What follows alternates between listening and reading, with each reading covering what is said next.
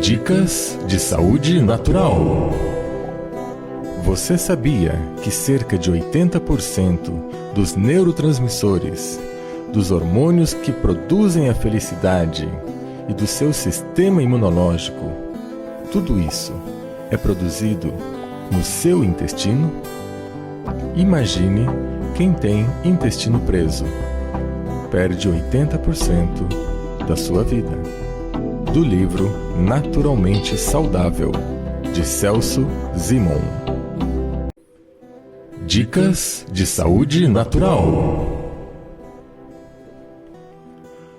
A monodieta é uma maneira fácil, prática e simples de colaborar para desintoxicar o seu organismo e também ajuda a queimar algumas gordurinhas. É muito fácil. Basta escolher um alimento e usá-lo durante todo o dia.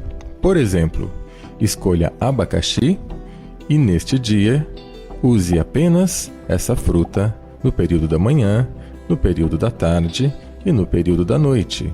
Use o abacaxi como suco, como café da manhã, como almoço e como janta. Você vai colaborar para uma melhor desintoxicação do seu organismo. Faça isso uma vez por semana, que os resultados virão. Do livro Naturalmente Saudável, de Celso Zimon. Olá, boa noite, amigos. Agora conseguimos a conexão, problemas de internet, né? De vez em quando acontece esse susto, faz parte. Estamos aqui agora ao vivo com Ademar Gevaerd, uma das personalidades mais respeitadas no Brasil e no mundo sobre o tema ufologia. Editor e diretor da revista UFO, trabalhos publicados no Brasil e no exterior, coordena diversos projetos e diversos encontros nacionais e internacionais. Gevaerd, por favor, o microfone é seu. Boa noite, seja bem-vindo. Boa noite, Celso. Boa noite a todos. É um prazer estar com você. Depois dessa complicação que foi acessar e fazer isso aqui funcionar. Eu peço até perdão, eu devia ter tantas atualizações do meu Windows há mais tempo, mas não fiz e por isso o Windows tomou um tempão para fazer a atualização agora, porque, aliás, eu nem sei se eu estou no ar. Gevaerd, só um minuto que tivemos uma microfonia aqui. Vou só estabilizar. Ok, tá me ouvindo bem, né? Estou te ouvindo bem. Ok, pronto. Agora tá... Você também está me ouvindo? Sim, voltou ao normal. Era uma microfonia aqui em algum lugar. Gevaerd, por favor. Já não ouço mais nada. Mas está ok aqui, tá? A sua voz está ok, tá bom? Não estou ouvindo nada. Só um minuto. Se você estiver me ouvindo, fale alguma coisa ou Alô, tecle alguma me ouve coisa. agora? Me ouve? Agora eu ouvi. Ah, ok. Então, Gevaerd, é que houve uma microfonia aqui, mas já foi resolvida. Boa noite. E estava conversando, né, sobre a sua presença aqui no chat, a sua presença na Rádio da Terra.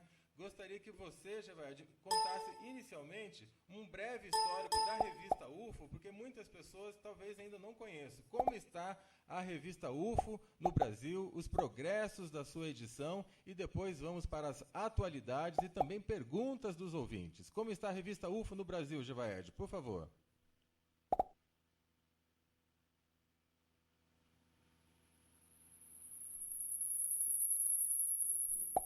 Alô, Geva?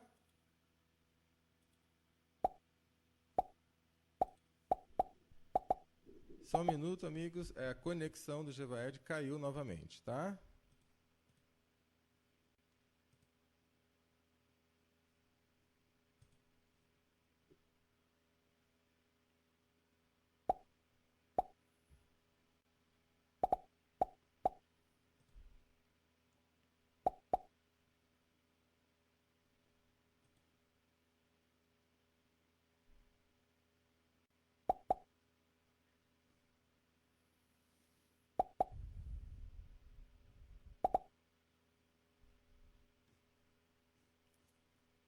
Estou fazendo novamente a conexão com o Gevaed.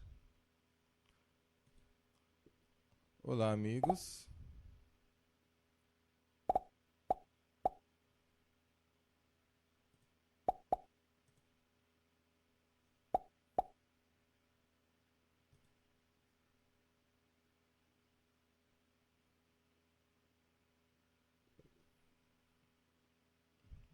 Olá, Gevaed. Olá, ouvindo?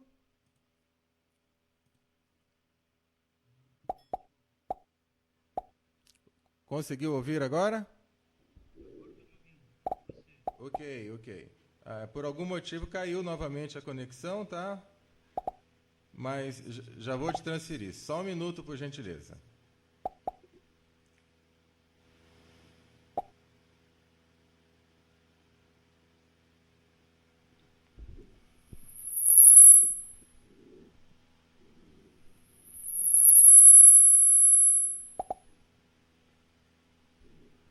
Pode falar, Givaé?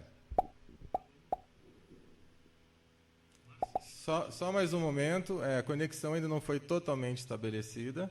Só mais um momento. Está fazendo a conexão.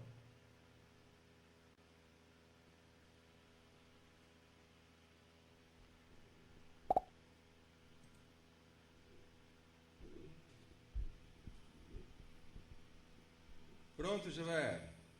Alô? Ok, pode falar. Tô te ouvindo. Então vamos continuar aqui a dar início então à nossa entrevista. A pergunta, Gevete, inicial para começarmos foi: como está a revista UFO no Brasil e no mundo? Celso, a revista UFO nunca esteve tão bem. Nós completamos no ano passado 30 anos de circulação. A revista não tem um atraso há 8 anos pelo menos. Todos os exemplares saem na data. Não somente a UFO, como também a UFO Especial. A revista tem recebido muita contribuição editorial de vários setores da ufologia brasileira e mundial. Temos muitas entrevistas boas, muitos artigos bons, novidades sendo publicadas regularmente. Quem acompanha a revista é testemunha de que nosso esforço para que a revista tenha sempre assuntos de ponta e realmente acrescente a compreensão da presença alienígena na Terra, sabe que nós estamos aí há 30 anos fazendo um trabalho que não é fácil fazer, mas é que é muito prazeroso e ao mesmo tempo um trabalho que tem dado esse resultado grande a todos nós, a mim e a minha equipe, e nós participamos com muita energia disso tudo que está acontecendo.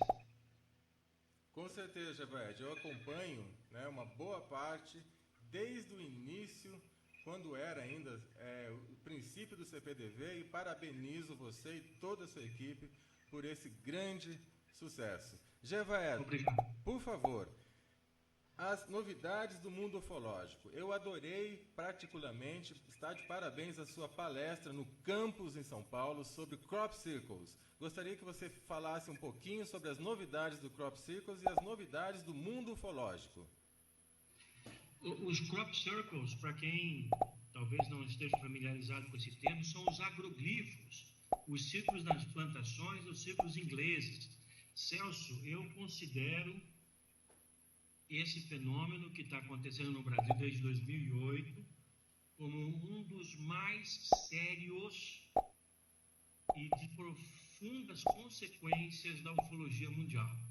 Os ciclos nas plantações são inequivocamente uma forma que essas inteligências que nos visitam encontraram de tentar chamar a nossa atenção.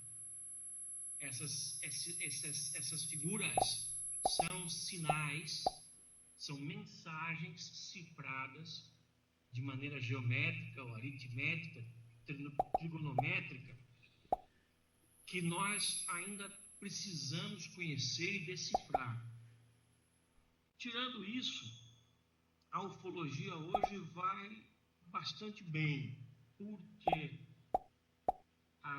nós temos uma grande quantidade de ocorrências ufológicas em várias partes do Brasil, mas mais do que isso, o que dá para perceber é que está havendo um crescimento substancial na conscientização da população a respeito do assunto.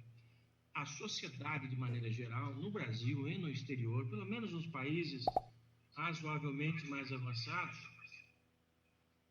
a sociedade está entendendo essa questão da realidade extraterrestre de uma outra maneira. Antes não era assim. Eu noto até, não sei se é excesso de otimismo da minha parte. Quem me conhece sabe que eu sou bastante otimista, porque eu sou um batalhador pela coisa. Mas eu noto assim que nos últimos 24 meses ou 18 meses houve um incremento considerável na maneira como as pessoas veem a ufologia. Eu vou te dar um exemplo. Ok. Eu recebo centenas de e-mails todos os dias. E até 24, 18 meses atrás, a maioria desses e-mails eram por lixo. Um monte de bobagem, de pessoas falando qualquer tipo de coisa, entende? No meio deles, você garimpava alguns, aí vamos dizer, uma meia dúzia cada 100, de pessoas tratando de assuntos sérios a respeito de ufologia, fazendo questionamentos sérios, relatando fatos sérios. Quando eu digo sérios, eu quero dizer coisas consequentes, coisas consideráveis, que acrescentam à pesquisa. Pois bem, de uns 24 meses, ou de uns 18 meses para cá, o número de e-mails sérios aumentou drasticamente. Eu hoje recebo e-mails de profissionais liberais, de militares, de algumas autoridades, olha você, algumas celebridades, alguns professores universitários, pessoas que ineditamente estão se abrindo para a questão, que já não estavam antes. É gente que tem visto os programas de televisão, tem participado dos nossos eventos, tem acompanhado a revista UFO, tem visto, enfim, o que está acontecendo na ufologia brasileira e observado que tem uma inteligência nas atividades, há uma procedência, há uma consequência.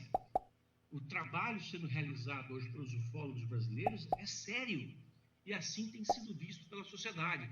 E o reflexo disso está no aumento da conscientização das pessoas e o resultado direto dessa conscientização é um número de e-mails muito bons que eu tenho recebido de pessoas fazendo questionamentos pontuais e sérios, fazendo relatos muito contundentes de ocorrências ufológicas. Enfim, parece que nós passamos da fase da adolescência ufológica e estamos chegando à fase da maturidade da ufologia brasileira e talvez mundial. Imagino, Egevério, realmente é fantástico.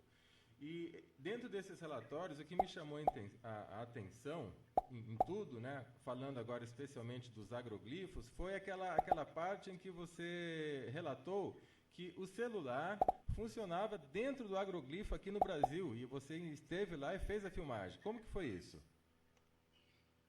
Veja você, muitas pessoas falam, esse negócio de agroglifo, isso aí é uma conversa fiada, isso aí é alguém tentando imitar os ingleses, os circle makers da Inglaterra, lá no oeste de Santa Catarina. Tem muito ceticismo ainda em torno disso daí, porque ainda há muita ignorância. E esse ceticismo parte de pessoas que não têm informação sobre o assunto, infelizmente, e que abrem a boca sem saber o que estão falando. Pois bem, a equipe da revista UFO esteve em Santa Catarina pesquisando os agroglifos desde o princípio dos fatos.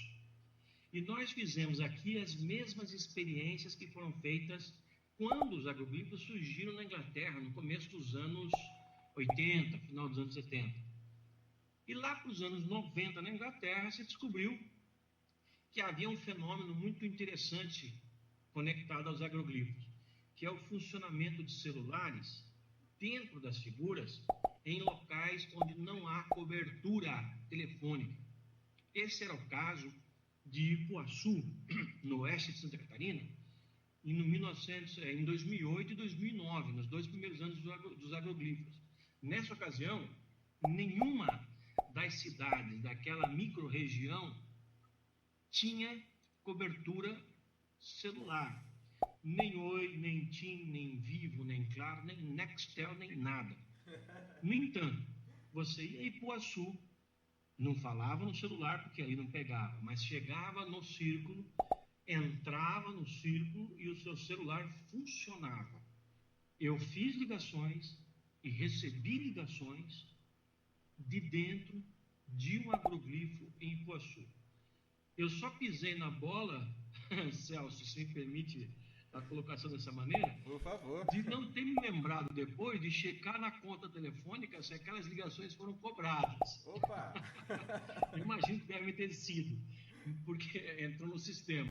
Sim. Mas eu fiz ligações e recebi ligações no meu telefone celular. Na ocasião era um aparelho iPhone 3GS, e isso dentro do agroglifo. Você sai do agroglifo alguns metros e já não existe mais sinal, o telefone não serve para nada. É impressionante, né? É impressionante. Esse é um dos fenômenos que estão ligados aos agroglifos. E eles são muitos. Infelizmente, no entanto, Celso, eu tenho que fazer essa colocação aqui. Sim. Há ainda um certo descaso por parte da ufologia brasileira com relação aos agroglifos. Você imagina que esse fenômeno está acontecendo no Brasil e, exceto o site da revista UFO e alguns outros, muito poucos sites e blogs, os demais sites majoritários da ufologia brasileira não tocam no assunto. Há alguns sites aí que são autobadalados porque festejam ter uma quantidade grande de acessos que não tocam no assunto.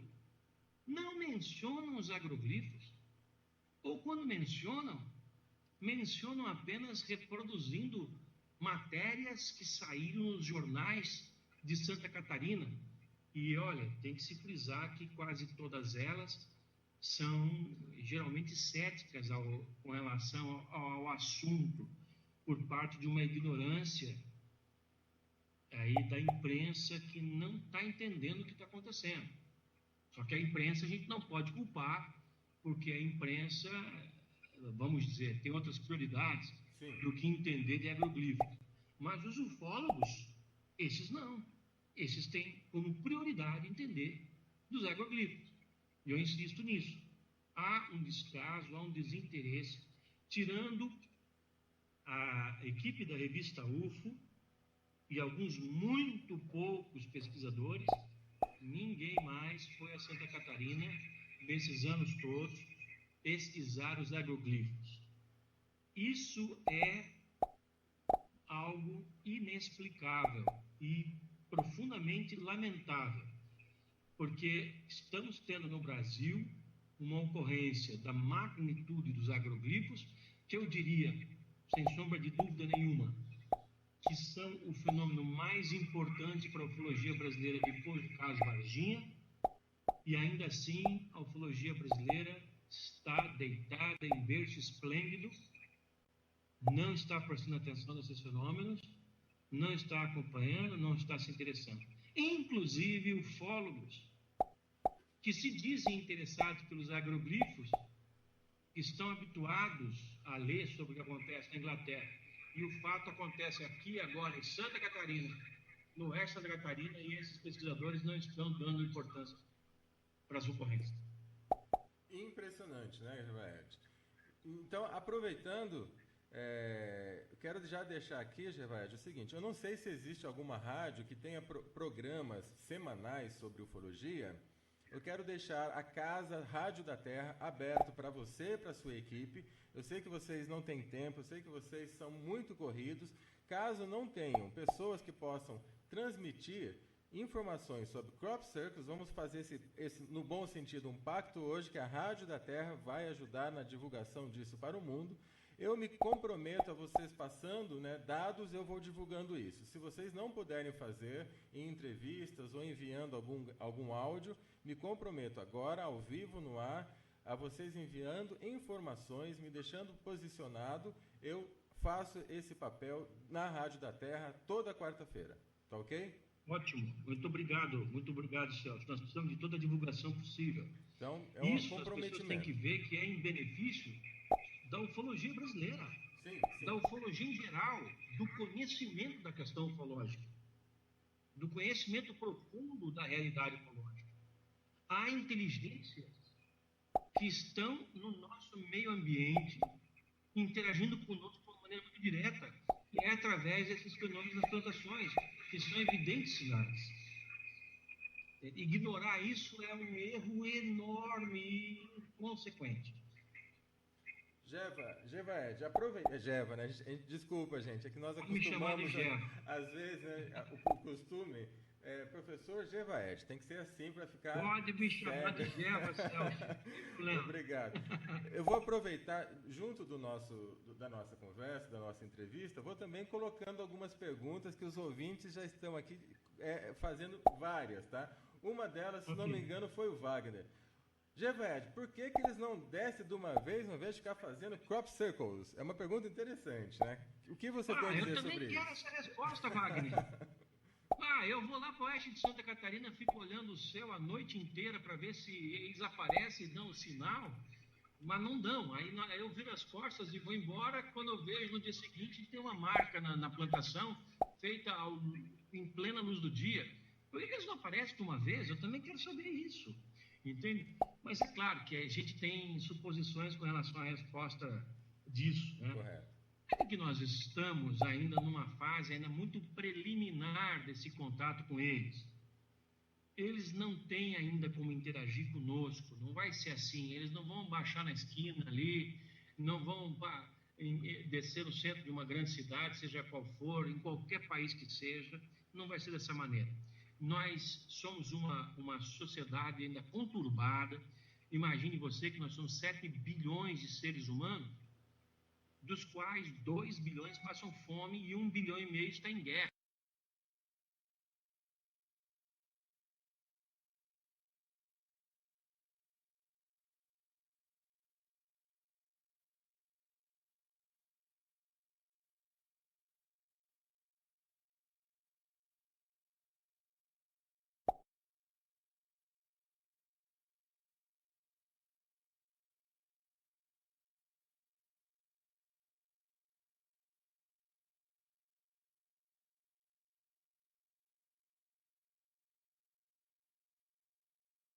Eu imagino que vai chegar uma hora em que isso vai ser inevitável. E só porque será inevitável é que esse contato vai acontecer. Mas não porque seja efetivamente um desejo deles. E o que pode ser inevitável? Por exemplo, nós estamos explorando o espaço de maneira cada vez mais intensa. Demos uma freada aí por consequência dos nossos governantes, especialmente os Estados Unidos, que interromperam os projetos espaciais que estavam ali programados para acontecer há 30 anos, há 20 anos, há 10 anos, e agora estão querendo os Estados Unidos retomar esses projetos para daqui 10, 15, 20 anos. Isso ainda vai demorar muito para que eles retomem, mas ainda assim, não fosse por isso, nós estaríamos ainda mais avançados nesse processo de exploração espacial, e quanto mais avançados estivermos, mais próximos estaremos das outras sociedades que ocupam o mesmo espaço. Nós estaremos andando, entre aspas, no quintal dessas entidades, desses seres, que é o espaço. Quanto mais tecnologia tivermos, quanto mais longe pudermos ir, com mais frequência, maior a nossa chance de encontrar esses seres. E aí, então, é o que eu chamo de um cenário inescapável, um cenário quase que obrigatório de contato entre nós e eles.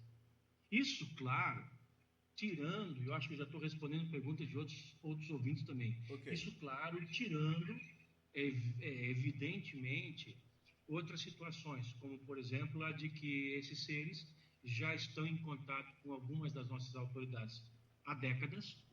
Eu acredito nisso, especialmente os Estados Unidos, acredito nisso. Não é tanto uma questão de crença, mas uma questão de dedução a partir daquilo que eu conheço a respeito desse assunto, de que algumas das sociedades planetárias, alguns governos já têm o conhecimento, já têm o contato, porém esse contato ficou e é mantido até hoje a 7 chaves, né? Então, excetuando-se nessas situações, um contato assim, de larga escala de outra sociedade planetária, espacial, outra inteligência cósmica, com a nossa sociedade planetária, com a nossa humanidade, eu acho que isso ainda leva aí algumas décadas para ocorrer. Interessante. Hoje, eu não me recordo agora, um vídeo, vídeo não, uma informação dizendo que no final do mês os governos vão se reunir e vão divulgar sobre isso. Você está sabendo? Existe alguma realidade nessas informações? Isso acontece o tempo todo, Celso, o tempo todo. Circula na internet com uma profusão infinita um vídeo do primeiro-ministro russo em que ele faz uma piada a respeito de revelação sobre a realidade extraterrestre, e isso foi tomado ao pé da letra. Esse é o tipo do viral que rola o tempo inteiro, né? Que os governantes vão se reunir, ameaças russas de que se o governo americano não revelar o que sabe sobre os discos voadores, nós, russos, revelaremos. Isso tudo é conversa, isso tudo aí é coisa que está na internet aí em grande quantidade. Aliás, hoje, a internet é o mesmo passo em que a ajuda atrapalha muito a pesquisa ufológica. Porque se até um tempo atrás, quando a internet não era tão popular nas nossas vidas, a gente tinha uma quantidade, vamos dizer assim, na literatura ufológica, de 10% de pérolas e 90% de lixo, essa proporção mais ou menos se mantém hoje a todo vapor na internet, com a diferença de que a internet tem 100 mil vezes mais volume de informações. Então, tirar 10% desse montante hoje é muito difícil, muito complicado. Com certeza. Por exemplo, aqui na revista UFO, nós recebemos uma média de 100 a 150 fotos de leitores, de amigos, de simpatizantes todos os meses. Esse número era de 30 até uns 2 anos atrás. Agora tem meses que nós recebemos 300 imagens. E nós temos um grupo constituído dentro da revista UFO que analisa essas imagens. Quer eu receba, quer qualquer outro membro do grupo receba, essas imagens são submetidas à investigação pelos ufólogos do grupo de análises de imagens da revista UFO. E, invariavelmente, a cada 10, 9 vão imediatamente para a cesta de lixo. E sobra uma. Ou seja, a cada 100 sobram 10. Essas 10 são analisadas cientificamente, resultando em uma ou duas fotos que nós etiquetaríamos de talvez. Se nós pudéssemos ampliar essa estatística um pouco mais, a cada 1000 fotos recebidas, nós teríamos umas 2 ou 3 que nós não teríamos como explicar, e aí deixaríamos aberto o campo para uma explicação extraterrestre. E olha, Celso, você me conhece. Opa! Quem está nos ouvindo também me conhece. Eu não sou um cético.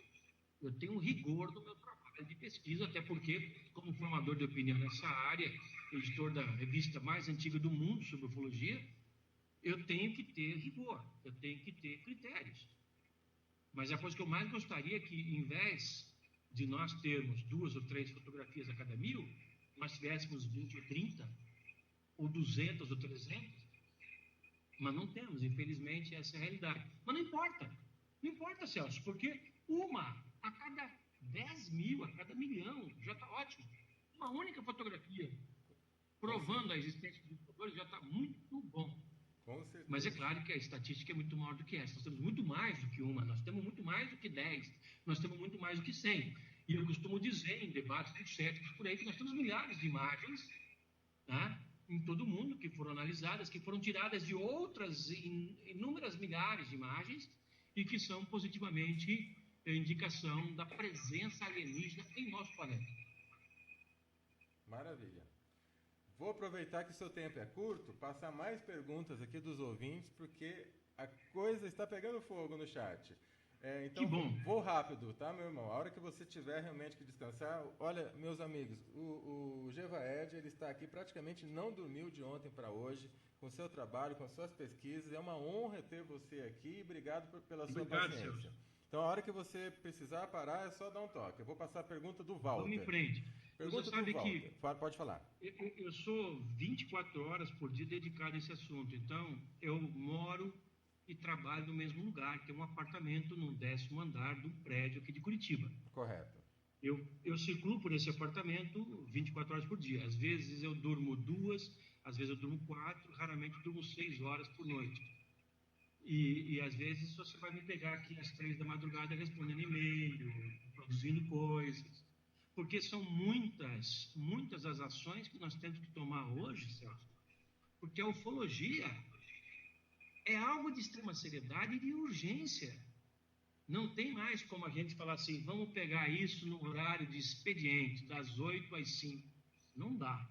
Para mim, pelo menos, não dá. Se eu quiser fazer boas revistas, fazer os eventos como o Fórum Mundial de Contatados, fazer palestras, dar entrevistas, não dá. Tem que ser uma quantidade maior de horas por dia. Por exemplo, nessa sexta-feira, eu vou de madrugada para São Paulo e dou entrevistas na Federação Espírita de São Paulo, e daí para um documentário chamado Data Limite, que é um documentário que promete ser uma bomba, no bom sentido aí, para a ufologia brasileira e mundial. Data limite? Na semana que vem, eu vou na quarta-feira para Colares e gravo com o National Geographic até sábado. Na outra semana, vem ao Brasil o Discovery Channel e nós vamos fazer umas gravações também. O National Geographic e o Discovery, um nessa semana, outro na semana seguinte, vem da Inglaterra. E daí eu vou à Itália no dia 4 ou 5, não estou lembrado agora, de março, fico até o dia 14 participando de várias atividades. E imagina, quando eu retornar no dia 14, nós vamos estar 2 meses do segundo Fórum Mundial de Contatados. E nesse período de 2 meses, nós já começamos a produzir o 6º Fórum Mundial de Ufologia, alguns outros eventos, temos umas produções em documentários e livros acontecendo, enfim, é muita coisa. E eu sou meio workaholic, eu gosto de fazer o máximo que eu tenho condições de fazer. Que bom, por isso eu quero dizer aos nossos ouvintes aí que é um prazer estar com vocês, é muito bom, eu gosto muito de atender a esses pedidos de entrevistas. Gostaria de dispor de mais tempo, mas às vezes não é possível, mas estou sempre aqui, olha, faço questão de responder a todos os e-mails que eu recebo e as mensagens no Facebook, e você sabe que isso me enlouquece, porque eu tenho que entrar no Facebook 10 vezes por dia, e cada vez que eu entro tem 20 mensagens para responder, então é muito louco. Mas enfim, você disse que tinha umas perguntas dos teus ouvintes aí, vamos respondê-las? Ok, desse jeito eu vou me candidatar a ser seu secretário, viu, Geva? Vamos lá, pergunta do Walter. Se você sabe dizer, né, claro, a gente tem a ética, né, se você pode ou não dizer também, se o caso Lúcio Valério é real. Essa é uma pergunta, eu vou responder da maneira mais ética possível. Sim, claro, com certeza. Eu conheço bem Lúcio Valério. Lúcio Valério morou no meu apartamento em Campo Grande por 8 meses. O que eu posso te dizer é que eu não vi nada do que o Lúcio Valério afirma acontecer com ele. Em 8 meses que eu morei com ele morou comigo na minha casa. Ele estava numa situação em que precisava de abrigo e nós éramos amigos, eu o recebi. E em 8 meses que ele residiu comigo, eu não vi nada que pudesse me dar a prova de que as coisas que ele afirma realmente acontecem com ele. Ok, obrigado. Uma pergunta, agora não anotei quem fez. Posição do governo sobre o UFOS. Se você já tem algo sobre o UFOS e o governo. Não. Nós tivemos com relação ao primeiro UFOS de 2012.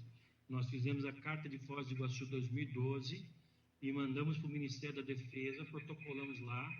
E aí sim houve uma resposta. O Ministério da Defesa, em janeiro do ano passado, 2013, ou seja, um mês depois do UFOS, nos chamou para uma reunião que acabou acontecendo no mês de abril de 2013. Foi uma reunião muito bem sucedida.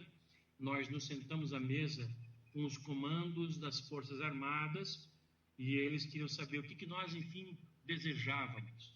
E nós falamos com toda clareza: nós queremos que os documentos sobre discos voadores produzidos pelo Exército, pela Marinha e pela Aeronáutica estejam abertos.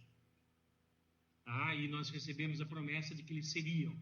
Inclusive, tivemos a surpresa, Celso, porque um integrante da Aeronáutica nos falou que em junho ou julho do ano passado iria ser liberado um outro pacote de documentos da Operação Prato.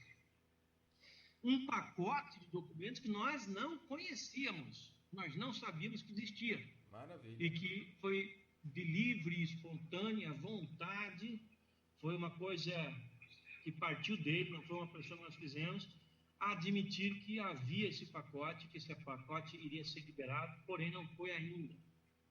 O Brasil, como é uma bagunça completa do começo ao fim, embora é menos completa nos meios militares, que são bem sérios, no Brasil a gente não pode contar com data, a gente não pode contar com prazo, a gente não pode contar com promessa. Por isso que a gente está dando, então, nós da Comissão Brasileira de Ufólogos, essa folga, vamos dizer assim, nós estamos dando esse desconto aí para esse membro da Aeronáutica que prometeu para junho ou julho. Ele prometeu, eu repito, por sua própria conta, não foi uma coisa que nós pressionamos. Nós pedimos de maneira geral, genérica, que os documentos viessem à tona, e ele falou: não, existe um lote de documentos da Operação Prato que vai ser liberado entre junho e julho, e até agora não foi. Daqui a pouco nós vamos fazer um ano disso, e talvez não tenham sido ainda liberados esses documentos.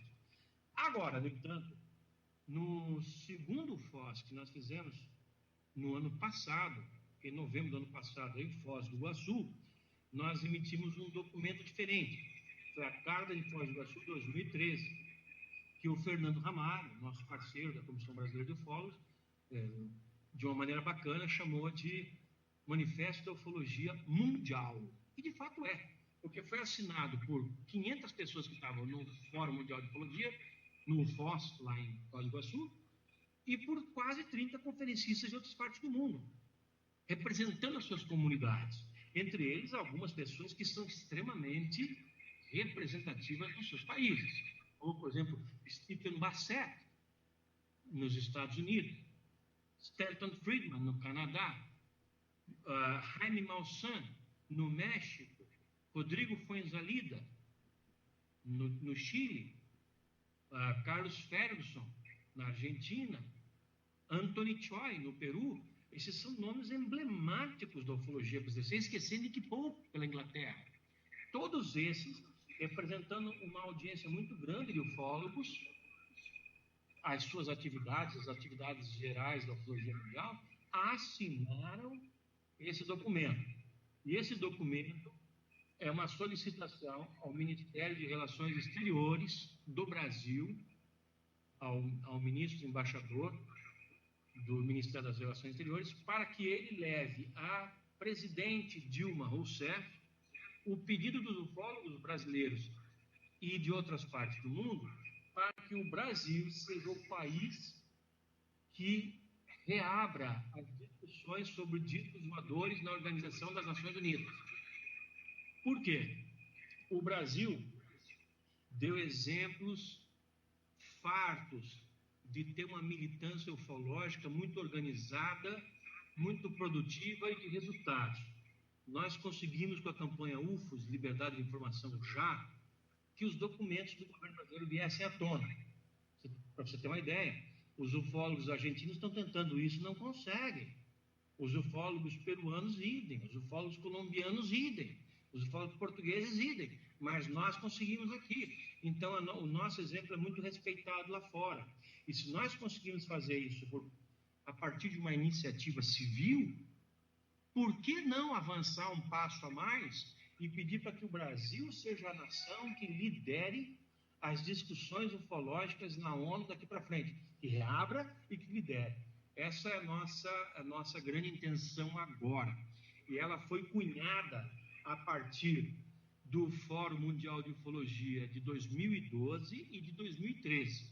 E entre uma coisa e outra, eu lembro a você que nós tivemos as audiências públicas sobre abertura em Washington, patrocinadas pelo Prodyne Research Organization, que é do Stephen Bassett. Eu estive lá com o professor Wilson Pickler, representando os meus colegas da ufologia brasileira. Nós levamos uma comunidade de ufólogos da América Latina que se apresentou, e lá a nossa proposta de fazer um approach da Organização das Nações Unidas foi um aprovado por um grupo que ali tinha 45, 50 ufólogos do mundo inteiro. E esse processo acabou desaguando na Carta de Foz do Iguaçu 2013, no Manifesto da Ufologia Brasileira, e nós então agora protocolamos no final de dezembro, mês de janeiro, no Ministério das Relações Exteriores, para o qual ainda nós estamos esperando uma resposta que ainda não veio. Nossa, orgulho de estar nesse momento no Brasil, participando disso tudo, meu irmão. Muito, muito obrigado por essa informação, viu? Parabéns Obrigado. A toda a equipe. Obrigado. Eu estou aqui, sou só uma pessoa, Celso, mas eu estou representando aqui um grupo de ufólogos que não dorme, que não descansa enquanto não conseguir ver isso resolvido. Nós queremos a liberdade de informações no Brasil e no exterior, e nós queremos que a Organização das Nações Unidas abra seus arquivos também em escala global. Esse grupo chama-se Comissão Brasileira de Ufólogos. São ufólogos de várias organizações, todos eles ligados à revista UFO, que querem a mesma coisa. Eu acho que nós representamos os anseios da comunidade ufológica brasileira, daquelas pessoas que estão nos ouvindo agora, que querem saber tudo. Não querem saber um pouquinho mais. Exato. Quer saber tudo. Eu mesmo não quero saber um pouquinho mais. Eu quero um dia e dormir e acordar sabendo o que há, tudo o que há, enfim, sobre discos voadores, que o governo brasileiro sabe. Até porque eu sou um dos cidadãos que tem direito a reivindicar isso, como qualquer outro. Se as pessoas não estão exercendo esse direito, talvez é porque não tenham percebido que essa é uma possibilidade. Mas os ufólogos brasileiros, eu entre eles, nós estamos requisitando o exercício desse direito. Ótimo. Gevaed, eu vou fazer aqui 3 perguntas juntas que você pode emendar. Nós combinamos, né, do seu tempo agora 23 horas. Quem sabe você pode encerrar, pelo menos passando uma delineada em 3 perguntas. Sim, pode aqui, fazer, tá ok? O Damag, ele havia perguntado se aquele vídeo deve ser mais um viral de alguns militares aprisionando um ET, né? Isso aqui no Brasil. O Carlos... Lá no Rio de Janeiro, né? Isso. O Carlos perguntando sobre mais... Esse é total fake. Total fake, né? O Carlos perguntando sobre mais dados que ainda não foram divulgados, pouco divulgados, sobre o caso Varginha. E a Carol, por que os ETs continuam sempre pegando pessoas isoladamente? Aham. A Carol fez uma pergunta muito inteligente aí. Os ETs, eles pegam pessoas isoladamente. Quando a gente fala pega, não estamos nos referindo aí a um ataque, uma coisa assim. Eles buscam o contato e às vezes eles excedem no processo de uso das suas capacidades, inclusive com força, de uso da força, para encontrar, para ter o encontro com pessoas específicas no mundo inteiro. Essa é outra resposta que ainda nós estamos tentando buscar, compreender, alcançar. Por que essas inteligências atuam em certos setores do planeta, tendo contato com certos tipos de pessoas. Não são todos. São alguns tipos muito específicos de pessoas. E nós não sabemos o que essas pessoas têm em comum. São contatados, abduzidos. Há alguns pesquisadores que tentaram descobrir o que essas pessoas têm em comum para poder levar uma possível hipótese que elaborasse sobre a razão desses seres contactar esse grupo de pessoas. Mas tanto os pesquisadores que tentaram, por exemplo, definir se as pessoas que são abduzidas têm um tipo de fator RH sanguíneo definido, tanto quanto aqueles pesquisadores que tentaram saber se essas pessoas têm uma condição astrológica ou biorrítmica, ou alguma condição, enfim, que seja compartilhada por todas, ou pela maioria. Todos falharam. Não conseguimos até hoje estabelecer nenhum padrão que diga o seguinte: as pessoas abduzidas, eu vou dar uns exemplos aqui meio aleatórios, as pessoas abduzidas são as que têm olhos azuis, sangue RH-O negativo, que nasceram entre 30 de junho e 22 de novembro, sei lá, uma conjunção da Lua com Saturno, sei lá. Eu poderia elencar aqui uma quantidade de condições segundo as quais se descobrisse que pessoas que nasceram sob essas condições seriam as mais provavelmente abduzidas ou contatadas. Infelizmente, nós não temos essa informação. Não há ufólogo no mundo que tenha essa informação. Não há. Para você ter uma ideia, nós estamos agora realizando aqui em Curitiba, eu estou falando de Curitiba, nós vamos realizar aqui no dia 16 a 18 de maio o segundo Fórum Mundial de Contatados. E nós estamos trazendo contatados clássicos, aqueles que afirmam estar em contato com extraterrestres. Estamos trazendo abduzidos, aqueles que foram levados contra a sua vontade para dentro de naves. Estamos trazendo testemunhas de casos ufológicos importantes. Gente que esteve frente a frente de uma nave a poucos metros, por exemplo. Nós estamos trazendo essas pessoas de vários países para falar nesse evento. E elas são pessoas ótimas, que têm em comum o fato de serem gente honesta, de alta credibilidade, sincera, que também buscam uma resposta para suas experiências. Fora isso, de objetivo, nós não temos mais nada. Elas não têm o mesmo tipo sanguíneo, elas não nasceram na mesma época do ano, não nasceram na mesma hora do dia. A gente não sabe, enfim, o que fez essas pessoas serem as, entre aspas, escolhidas pelos nossos visitantes. Então, o que eu posso dizer é isso. Talvez houvesse, Celso e os amigos que estão ouvindo, algo para atenuar esse problema, que seria, por exemplo, a construção, que teria que ser imediata e que teria que ser em larga escala, de um banco de dados de abduções. Por quê? Eu, ufólogo A.J. Gevaer, tenho os meus casos. Lá em São Paulo, o ufólogo e médico Luciano Estanca tem os casos dele. Lá em Minas, o ufólogo Paulo Werner tem os casos dele. Lá no Rio de Janeiro, o Marco Antônio Petit tem os casos dele.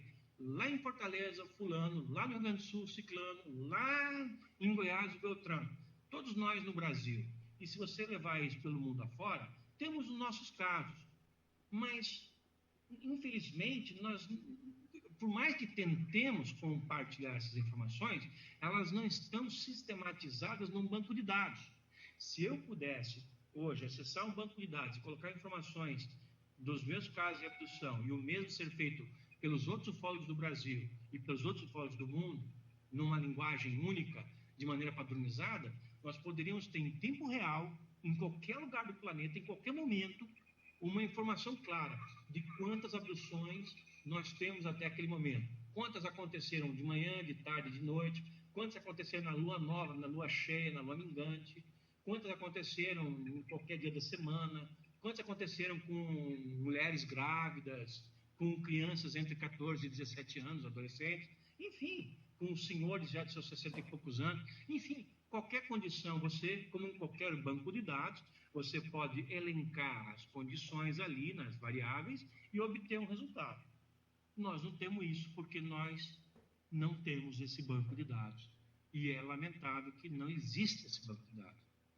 Então, se alguém se propor a fazer isso, pode contar com a ajuda da revista UF e de todos os ufólogos da revista UF, porque é algo que é de interesse da humanidade.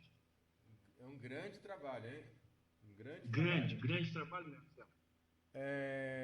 Agora, a minha pergunta, para a gente finalizar e deixar o professor Gevaério descansar, o que a aeronáutica fala sobre chemtrail?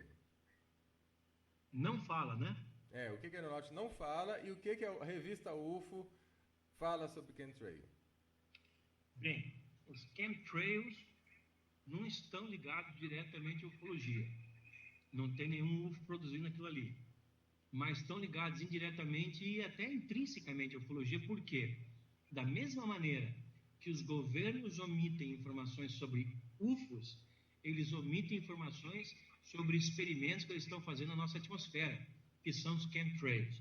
Para quem não está familiarizado com isso, os chemtrails são rastros químicos deixados por aviões governamentais, militares, em muitos lugares do mundo.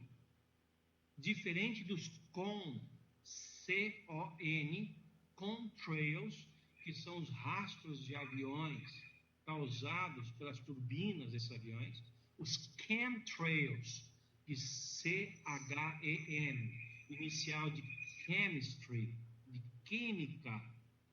Os chemtrails são pulverizações de substâncias químicas na atmosfera terrestre, ligados a óxido de alumínio, que tem a função, entre outras que nós não conhecemos, a função já conhecida de diminuir o pH da atmosfera e do solo, por alguma razão.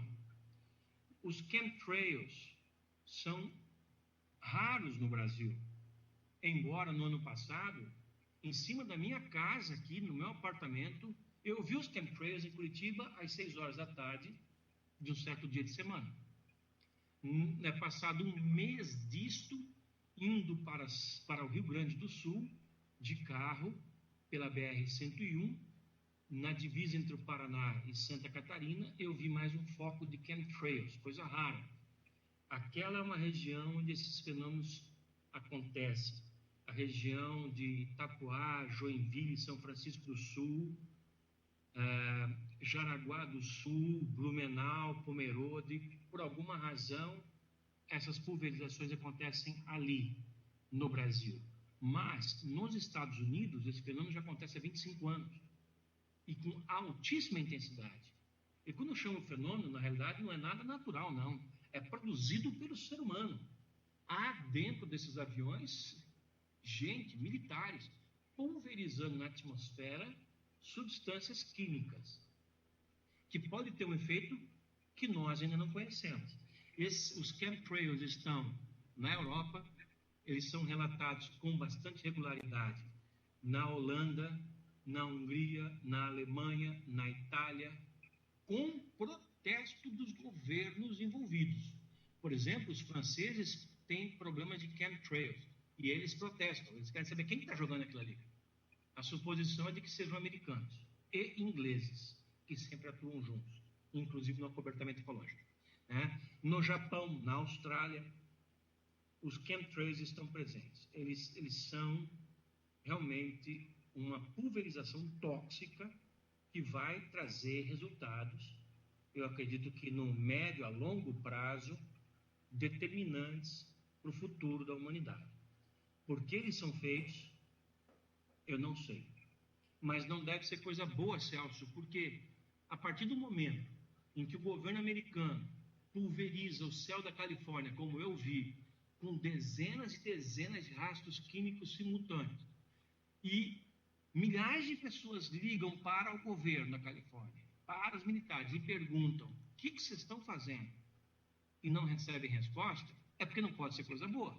Porque se fosse uma coisa para prevenir uma doença, uma epidemia, algo bom para a humanidade, os governos iam explicar: gente, não se alarmem. Isso aí é isso, isso e aquilo.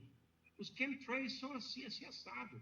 Não é para fazer mal, é para fazer bem. Mas a partir do momento que é uma omissão, uma negação de informação, aí eu me preocupo, porque é evidente que se trata de alguma coisa muito séria que está sendo jogada em cima da nossa cabeça e que vai ter uma consequência e nós vamos pagar esse fato. Ok. Gevaerd, por favor, suas considerações finais, a mensagem final que você quiser dar ao nosso público, fique à vontade. Obrigado, Celso. Eu quero mais uma vez agradecer a você pela oportunidade e dizer que a revista UFO está à disposição do teu programa para qualquer informação que vocês queiram. Também está à disposição dos teus ouvintes. Nós temos uma atividade muito intensa de informação. Todos os dias tem informação nova no site da UFO. Todo o conteúdo do site da UFO, que tem 300 edições de revistas, é um volume monstruoso de coisa. Está tudo lá liberado, disponível, gratuito para todo mundo. E quer dizer que, se eu puder tirar alguma dúvida de algum dos seus ouvintes, pode me mandar e-mail. Meu e-mail é a.j@gevaerd.com e eu faço questão de responder, nem que seja com uma linha, porque não dá tempo de responder muito mais prolongadamente, todos os e-mails que eu recebo. E eu quero dizer também, fazendo um convite para que as pessoas participem do grande evento que a revista UFO está produzindo de 16 a 18 de maio em Curitiba. É o segundo Fórum Mundial de Contatados, no qual nós vamos ter 10 contatados abduzidos e testemunhas de várias partes do mundo. Por exemplo, Travis Walton, que ficou 5 dias a bordo de uma nave e resultou o filme Fogo no Céu, vai estar aqui. A Debbie Jordan, também americana, que foi levada várias vezes para dentro de uma nave, que teve 2 filhos produzidos por inseminação artificial dentro de naves extraterrestres, filhos que ela sabe que vivem no espaço. Essa senhora vive esse drama. Ela vem de Indianápolis e vai estar conosco. A história dela resultou no filme Intruders. Entre tantos outros nomes da ufologia mundial que estarão aí, ao lado de 5 especialistas em pesquisas ufológicas de abdução e contatismo. Para você ter uma ideia, Celso, esse evento é um evento com essa qualidade, com 15 conferencistas de 5 países, e o custo de entrada, do ingresso para tudo nesse evento hoje, está em R$150 para estudantes. É menos, aliás, é R$10 por cada palestra assistida. É menos do que um sanduíche no McDonald's da esquina. Então, nós queremos fazer isso, eventos de alta qualidade, que sejam significativos, marcadores mesmo da vida das pessoas, divisores de água, só que eles sejam extremamente acessíveis. Que as pessoas possam assistir, não vão se apertar, pode pagar isso aí em 10 vezes, de maneira tal que tenham o benefício de conhecer essa informação sem se sacrificarem financeiramente. Maravilha, maravilha, maravilha. É isso que eu tenho para dizer. O Celso, pode falar. O nosso site é contatados.com.br. As pessoas podem procurar lá informações. Site do evento, contatados.com.br. Contatados.com.br. Gevaerd, por favor, gentileza, pede para a sua equipe de divulgação. Eles podem enviar para o meu e-mail, tá? Ou o e-mail aqui da Rádio da Terra, tem aí no site também, todo o material de divulgação que nós vamos produzir isso, né, e colocar no nosso site, tá ok? Muito obrigado. Eu mesmo mando pessoalmente para você amanhã. Melhor ainda. Quero agradecer, muito obrigado, boa noite, sei que você está cansado. Boa noite Espero a todos. que todos tenham curtido. Um abraço, Gevaerd. Eu também. Muito obrigado pela oportunidade mais uma vez, Celso. Boa noite a todos. Com certeza, um abraço. Meus amigos, eu acho que esse tema, né, não dá nem para achar nada, né? Eu considero esse tema muito importante. Tenho falado para quem já participa da Rádio da Terra, no meu caso, nas minhas experiências pessoais, é o próximo passo, né?